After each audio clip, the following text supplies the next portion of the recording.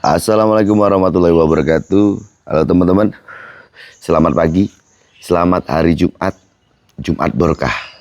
Mudah-mudahan kita semua dalam keadaan yang sehat dan selalu diberikan keberkahan dalam hidup ya. Amin. Kita ngopi ya. Aku lagi jemur kerodong SS itu ya. Ditunggu sambil ngopi, sambil ngobrol-ngobrol lah ya. Dan menanggapi pertanyaan yang ditulis di kolom komentar YouTube. Alhamdulillah teman-teman, ini ada panas ya. Jadi di tempatku ini juga sudah masuk musim penghujan. Cuman alhamdulillahnya itu setiap pagi masih ada panas. Jadi bisa ngerawat burung untuk pagi hari ya, dimulai dari pagi hari. Jadi normal lah untuk perawatannya. Itu kan banyak yang ngeluh juga, teman-teman katanya nggak bisa ngerawat burungnya yang diakibatkan karena hujan. Jadi mungkin hujannya dimulai dari pagi hari gitu ya, jadi nggak bisa ngerawat. Ya kalau memang nggak bisa ngerawat seperti itu untuk pagi hari ya, toh hujan ini pasti akan ada redanya juga gitu. Ya colong-colongan aja. Ya kalau memang setiap hari dia ada jemur, toh burung kalau kita tidak jemur kan memang ada dampak seperti mana ya, kondisinya tidak fit ya. Terus mungkin untuk kualitas suara atau volume itu sedikit menurun ya. Ada juga yang burungnya serak. Ya colong-colongan aja. Kalau rutinan pagi itu kamu jemur anggap saja 30 menit. Ya nanti kalau ada panas mungkin di atas jam 10 mungkin ya kamu tetap kamu jemur enggak apa-apa.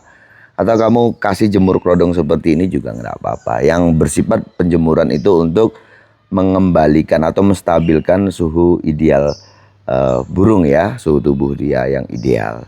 Itu aja, waktunya nggak usah 30 menit gitu ya. Kepanasan nanti burungnya kalau 30 menit. Cukup kasih 5 menit atau 10 menit itu ya. Disiasati saja. Oke teman-teman, sambil nunggu SS ya, kalau nggak ditunggu nanti ada semut gitu ya, nggak usah mikir yang aneh-aneh lah. Aku lagi nunggu SS dan sambil nunggu sambil ngopi, aku tak nanggapi ya pertanyaan dari teman-teman yang ditulis di kolom komentar YouTube. Ini dari,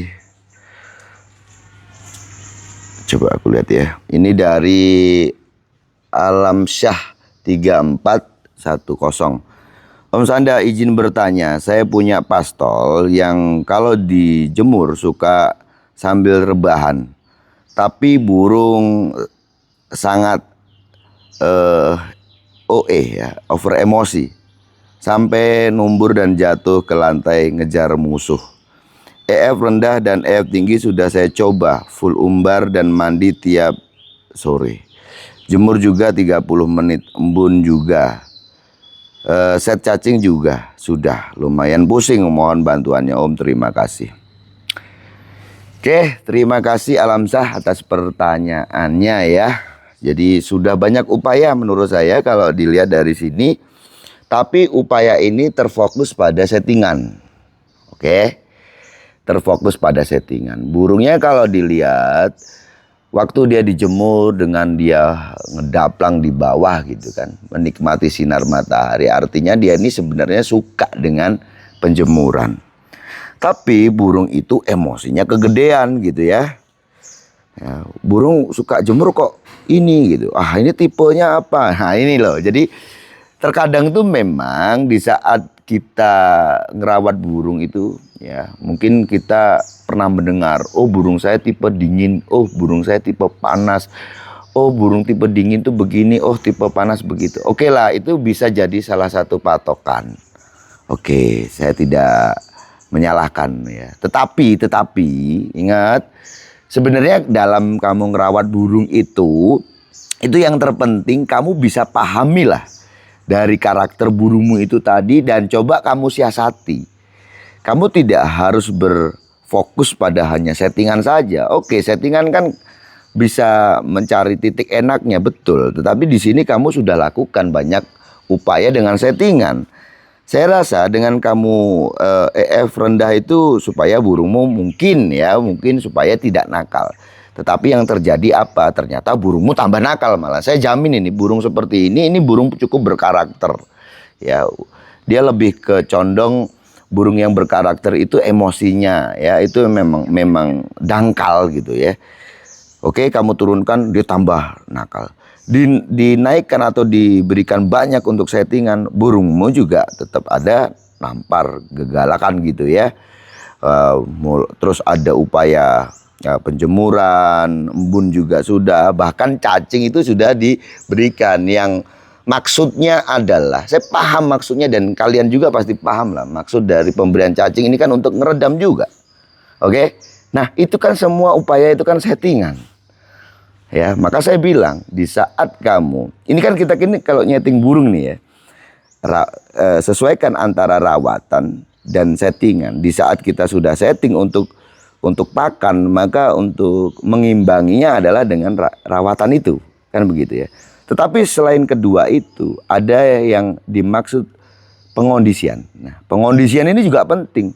Bahkan begini teman-teman, kalau kita ngomong burung yang sudah on fire, burung udah ada kesiapan di lokasi lomba, salah mengkondisikan. Ini kan finishing, dimana upayamu waktu di rumah nih ya, dengan settingan harian, kamu otak-atik settingannya, kamu pastikan itu sudah pas, burungmu ada kesiapan antara bidai dan emosi, burungmu kamu goda paling tidak itu sudah menunjukkan bahwa burung itu siap tarung. Tapi sewaktu di lapangan karena kamu salah pengondisian, jadi burung ini kalau udah siap on fire burung itu, maka burung itu akan sensitif kan? Setuju nggak? Ya, selesai ini ya. Oke. Burung kalau dia on fire, dia pasti sensitif. Di saat dia sensitif, mendengarkan saja tanpa harus melihat, dia pasti akan gemprong. Oke, setuju ya? Di saat burung gemprong, apa yang terjadi? Gemprong di bawah nih. Maka yang terjadi, ini logika saja. Bicara ini bicara logika ya. Jadi di saat burung gemprong-gemprong, seolah-olah dia ngajak tarung dengan ekspresi dan suara penuh dengan tekanan, yang terjadi adalah menguras tenaga. Ini jelas.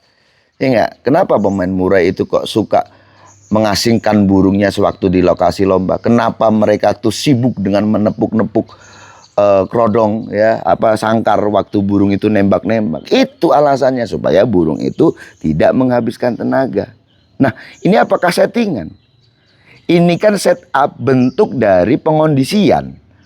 Finishingmu ya untuk burungmu supaya bisa kerja enak, bisa kerja maksimal. Ya ini finishingnya akan terasa percuma apa yang sudah kamu lakukan di rumah dengan settingan harianmu, dengan upayamu.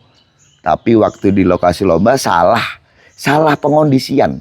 Ini kalau di burungmu, kamu udah set burungmu dengan tepat, udah pokoknya kamu olah, ini sebenarnya burung tinggal enaknya nih, tinggal main maksimal di lapangan, tinggal juaranya nih. Tapi salah dalam pengondisian, ya burungmu nggak kerja maksimal. Bahkan sebagian burung di saat dia kelelahan, itu bukan hanya dia tidak kerja, tetapi dia hanya ngejar. Paham ya? Oke, di situ. Nah di burungmu nih gini. Aku ini punya burung juga pastol ya, namanya roda emas. Ya nggak lama-lama banget sih. Saya coba untuk otak-atik itu kurang lebih sekitar 3 bulan lah. Artinya saya pernah menggantangkan burung itu seminggu sekali. Pernah menggantangkan burung itu 2 minggu sekali ya. Bahkan lebih dari itu. Artinya saya juga mencari-cari lah waktu itu. Ya, ini tidak bicara tentang settingan. Saya rasa juga upayaku hampir sama juga dengan kamu. Ya, pasti itu yang dilakukan untuk ngeredam burung dulu gitu kan ya. Upaya-upaya settingan itu. Untuk kita naikkan pakan udah, turunkan pakan juga sudah gitu ya. Untuk ngeredam juga sudah. Tapi tetap aja seperti itu. Ternyata ketemunya gimana teman-teman? Ya, temunya itu dengan set yang tidak rendah. Ingat ya. Jadi flat saja, tetap jangkrik 55. ya, harian itu tetap ada jemur, dia juga ada mandi seminggu 2 kali, ya kan. Terus ada setut pakan, ingat ya, tetap ada setut pakan sewaktu mau berangkat lomba. Tapi itu saya kasih itu hanya di H-1 dengan main kroto. Oke. Nah, kalau ini biasanya nih tanpa ada upaya pengondisian di lapangan, itu biasanya ya gitu, numbur, ngejar. Tapi apa yang saya lakukan? Jadi sebelum dia itu saya gantangkan, dia itu saya ablak. Saya ablak itu kurang lebih sekitar ya, mungkin sekitar 10 20 menit lah. Saya ablak dia. Dia main tuh ya di situ ya. Dia mungkin ada ngelihat burung juga, ada juga ya nggak ngelihat gitu. Tapi usahakan sih nggak usah ngelihat burung ya. Ya kalau kepepet-pepet amat, akhirnya agak jauh ngelihat burung juga nggak apa-apa. Tapi kalau terlalu dekat jangan. Udah dibuka aja di situ. Dibuka, saya buka, dia wah udah bongkar, bongkar, udah. Nah, setelah itu baru saya gantang.